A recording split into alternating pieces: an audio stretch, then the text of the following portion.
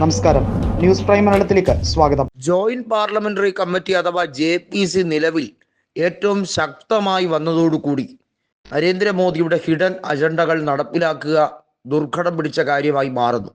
അതിനേക്കാൾ ഉപരിയായി JPC പ്രിയങ്ക ഗാന്ധി കൂടി എത്തുമ്പോൾ RSSന്റെയും അതുപോലെ BJPയുടെയും രഹസ്യ അജണ്ടകൾ ഒരു രീതിയിലും നടത്താൻ കഴിയുന്നില്ല. ഫാസിസ്റ്റ് സർക്കാർ, അതായത് സംഘപരിവാർ അനുഭാവികളെ വിദ്യാഭ്യാസ മേഖലയിൽ പിൻവാതിലൂടെയും അല്ലാതെയും കൃത്യമായി തിരികെ കയറ്റി വിദ്യാഭ്യാസം തകർക്കുക എന്നത് കൃത്യമായി അവരുടെ ഉദ്ദേശമാണ്.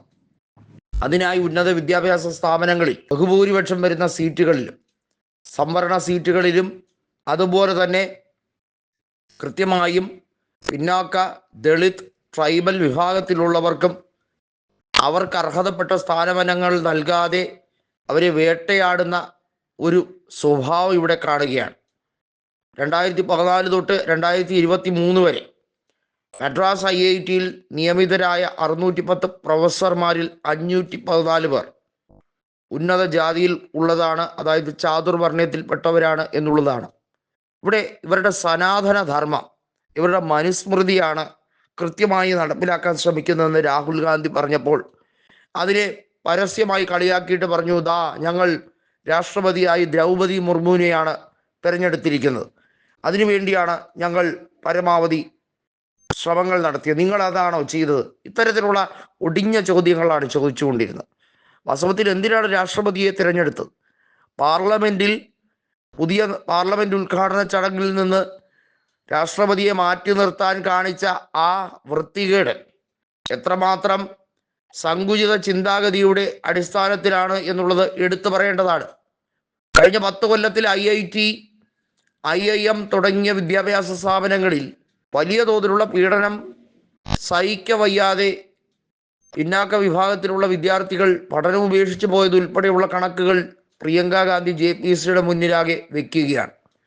പഠനം ഉപേക്ഷിച്ച രോഹിത് വെമുലെ പോലുള്ള നിരവധി പേർ ഇതിനകത്ത് ഉൾപ്പെടുന്നു എന്നുള്ളത് എടുത്തു പറയേണ്ട കാര്യമാണ്. ഇന്ത്യയിലുള്ള മൊത്തം IITകളിൽ 81% അധ്യാപകരും ഉന്നത ജാതിയിൽപ്പെട്ടവരാണ് എന്ന് മാത്രമല്ല, ദളിതർക്കും സംവരണ വിഭാഗത്തിലുള്ളവർക്കും കൊടുത്തിരിക്കുന്ന സീറ്റുകൾ വേക്കൻ്റായി കിടക്കുന്നു എന്നുള്ളതാണ് കൃത്യമായിട്ടുള്ള കാര്യം. സെൻട്രൽ യൂണിവേഴ്സിറ്റികളുടെ VCമാരിൽ ഉള്ള കണക്കുകൾ അടിസ്ഥാനത്തിൽ നോക്കിയാൽ ഏറെ ഞെട്ടിക്കുന്ന സംഭവ വികാസങ്ങൾ തന്നെയാണ്. PhDക്ക് വേണ്ടി അപേക്ഷ സമർപ്പിച്ച കൃത്യമായും PhDക്ക് അംഗീകാരം ലഭിക്കുന്നവരിൽ പിന്നാക്ക വിഭാഗത്തിൽപ്പെട്ടവർക്ക് ഒരു രീതിയിലും സംവരണം അനുവദിക്കാത്ത രീതിയിലുള്ള നയങ്ങൾ എടുക്കുന്നു എന്ന പ്രിയങ്ക ഗാന്ധിയുടെ ചോദ്യം. ഇവിടെയാണ് കോൺഗ്രസ് ജാതി സെൻസസ് ഉൾപ്പെടെയുള്ള കാര്യങ്ങൾ നടപ്പിലാക്കുന്നതിനെ പറ്റി എല്ലാ സംസ്ഥാനങ്ങളിലും അത് കൃത്യമായി നടപ്പിലാക്കാൻ ശ്രമിക്കുമ്പോൾ BJP അതിന് തടയിടാൻ ശ്രമിക്കുന്നു. BJP വളരെ ചെറിയ ശതമാനം ആളുകളെ പ്രതിനിധീകരിക്കുന്നവരാണ്, അവർ ജനങ്ങളെ പ്രതിനിധീകരിക്കുന്നവരല്ല എന്ന് പ്രിയങ്ക ഗാന്ധി അടിവരയിട്ട് പറയുന്നത് അതുകൊണ്ടാണ്.